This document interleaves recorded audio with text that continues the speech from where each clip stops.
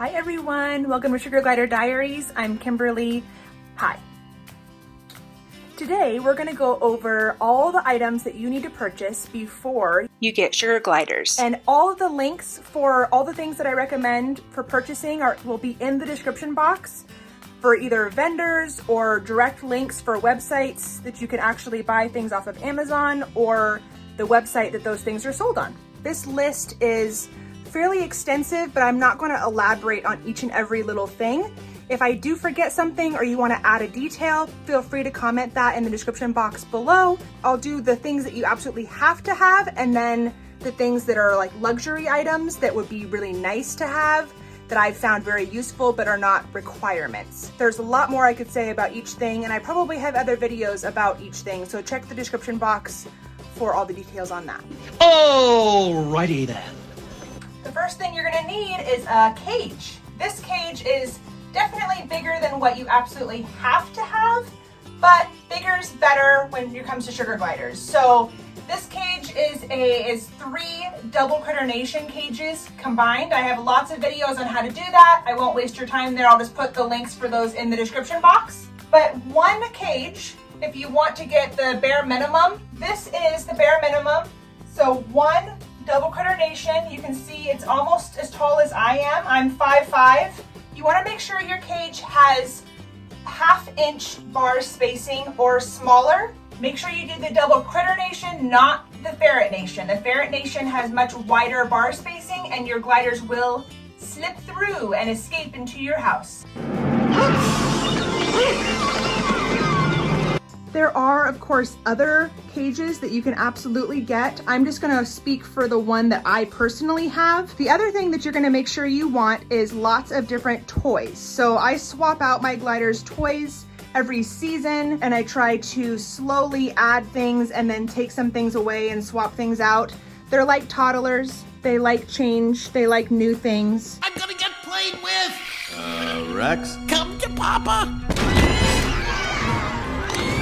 So I have lots of different items that I swap out. A bunch of stuff's in the wash right now. And then I also have a large variety of toys. You absolutely do not need this many toys. I'm not saying that or insinuating it. Most of these I made myself, and a lot of them I got from secondhand stores and modified to make safe for them. There are a few different types of toys that every sugar glider needs, and I have a whole other video on that, so I'm not gonna waste your time on there. I'll just put the link in the description box. And they don't have to be super expensive or fancy.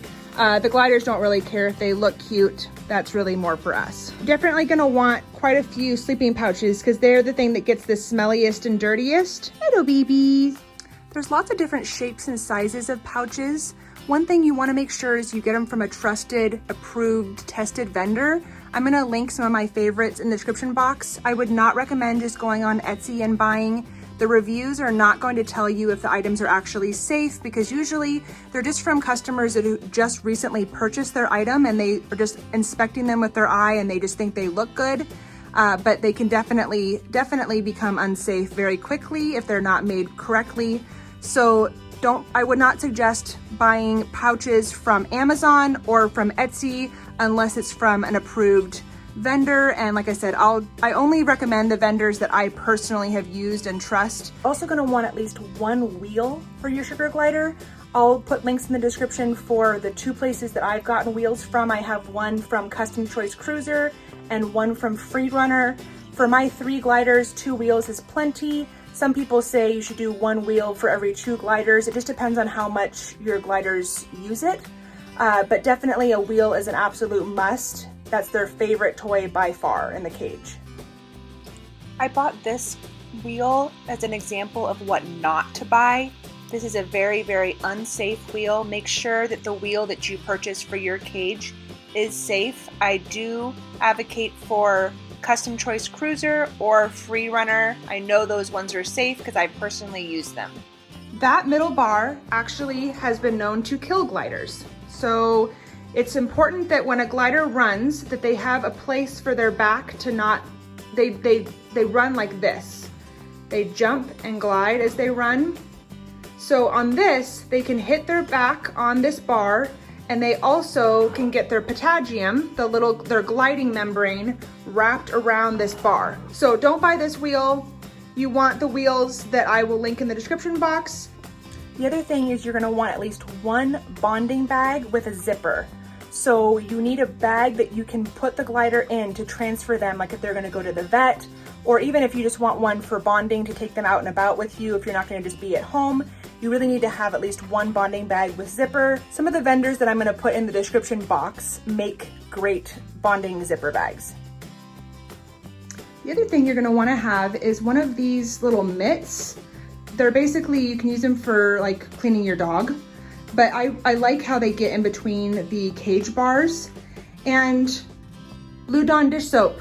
So I'm doing a big clean right now. This is a bunch of toys, floor toys, and the trays for the bottom of the cage. Some people also just put their stuff in the shower. After I rinse these things out, I'm gonna hang them here. These are just some hangers from the dollar store. That's just what I use to hang to drip dry some of my stuff.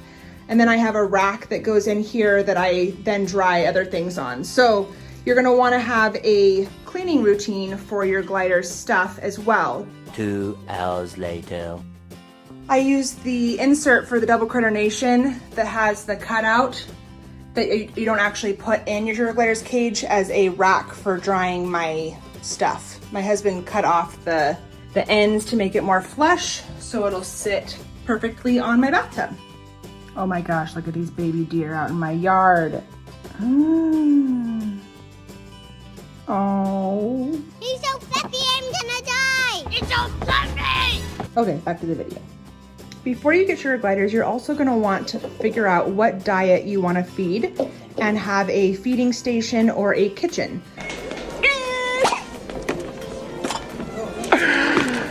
Do I have something in my teeth? So this is the feeding stations and kitchens that I use. They actually detach and then they hang on the side of the cage. But a lot of people choose to use large kitchens like this. This one just got cleaned, so that's why it has water spots on it. But basically, gliders are very messy. So when they eat, they like to take bites in their mouth and then throw it. Throw the excess fibrous materials that they don't care for, or if it's a piece that they something they don't really like, they also like to throw it. Suck on a dead dog's nose.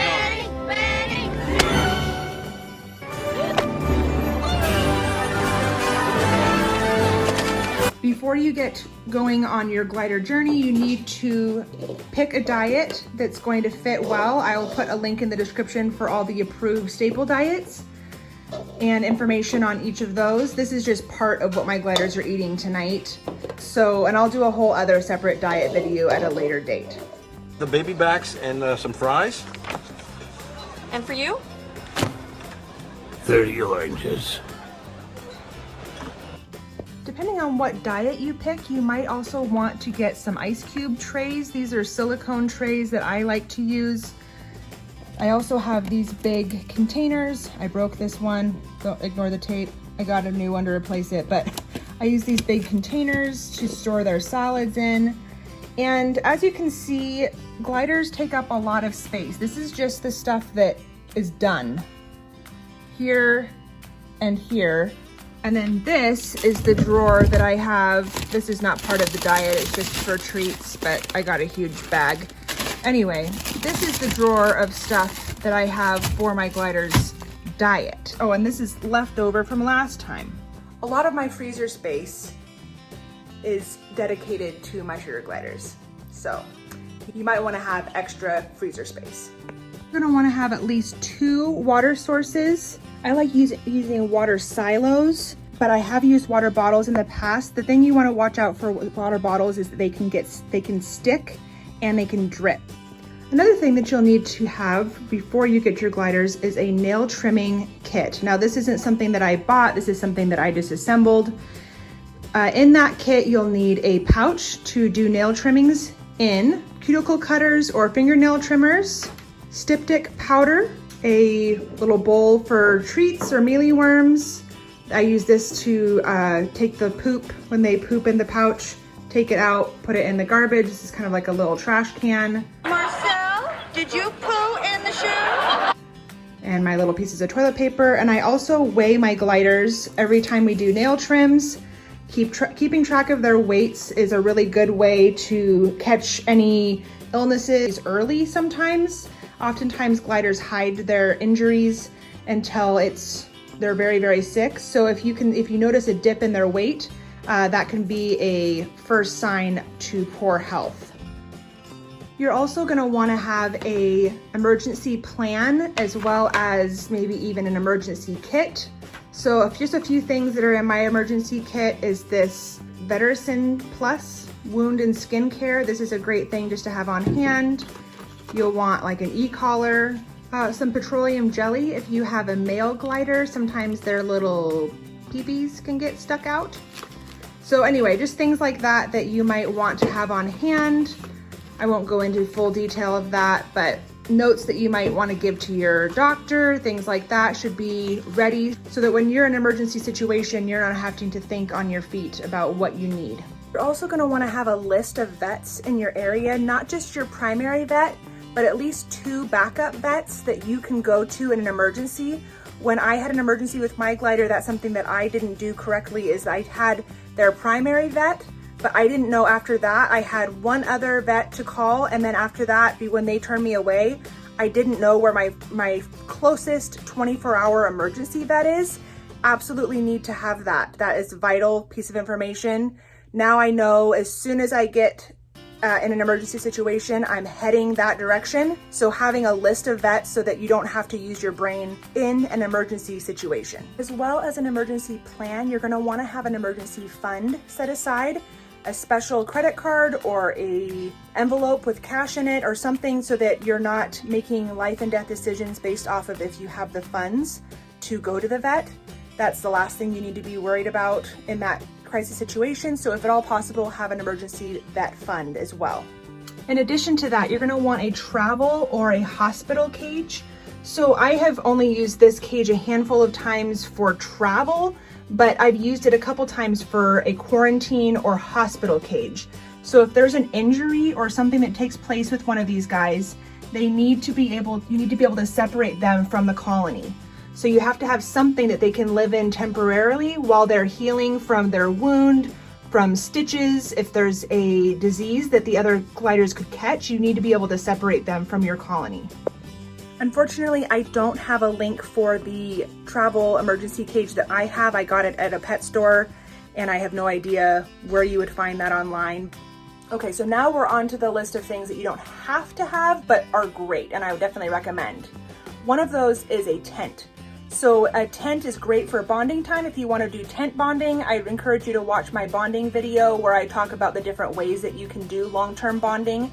One of them is tent bonding. And it's also a great stimulation for even if you don't want to actually get in there with your glider. If you want to train them to stay on you and you don't want to actually get in the tent, I still recommend having a tent because it's a nice change of pace and a stimulation for them. The other thing you're gonna absolutely want, I feel like this is a must, is an air purifier. This one has 3 different settings. So it has a low, a medium, and a high. Fairly quiet. I need to reinsert my filter. The filters do need to get changed out. These are very, very small. You can see in relation to my hand here for my huge cage, and I have a whole room for my glider. So I actually have 2 of these in here, and it just is a miracle worker for the smell. So every animal has smell. Gliders have smell. They're not crazy stinky, but if you have the air purifier and you keep up on the cleaning, you'll be fine. Do not go in there. Woo!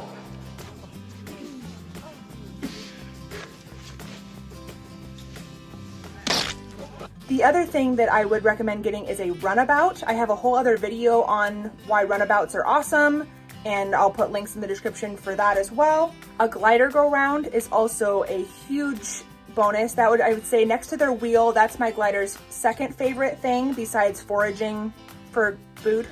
They love their glider go round. Sarcastic Diva Designs makes those. I also have a Freedom disc from Free Runner, and my gliders are just getting used to it, so I'm not sure if it's their favorite. I'm not sure long-term which one they're gonna like, but I would definitely recommend the glider go round from Sarcastic Diva Designs.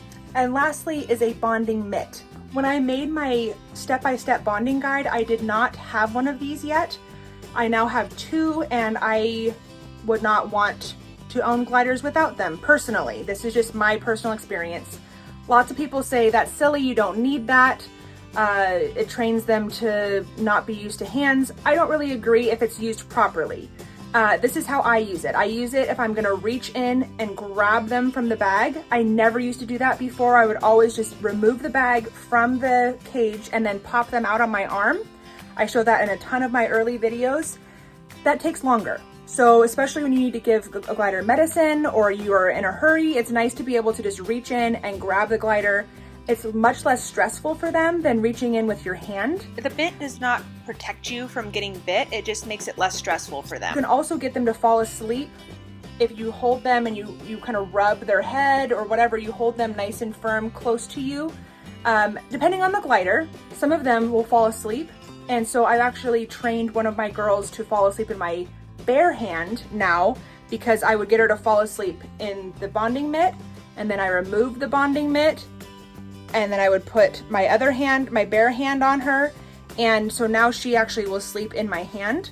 And then also just for handling from the side of the cage, they tend to go to the bonding mitt a lot faster and less apprehensively than they would go to my bare hand. So Glider King Designs makes these on Etsy. They are not made for in the cage, they're only for on your person, but I definitely would recommend a bonding mitt. You could also use like a big piece of fleece.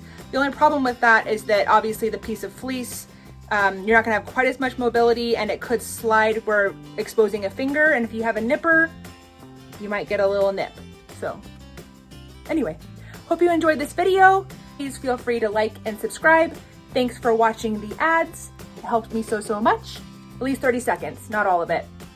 If you use any of the links in the description that are affiliate links for Amazon, if you can check out within the first 24 hours, they have to give me a little money for sending you their way. So thanks, have a great day, bye-bye.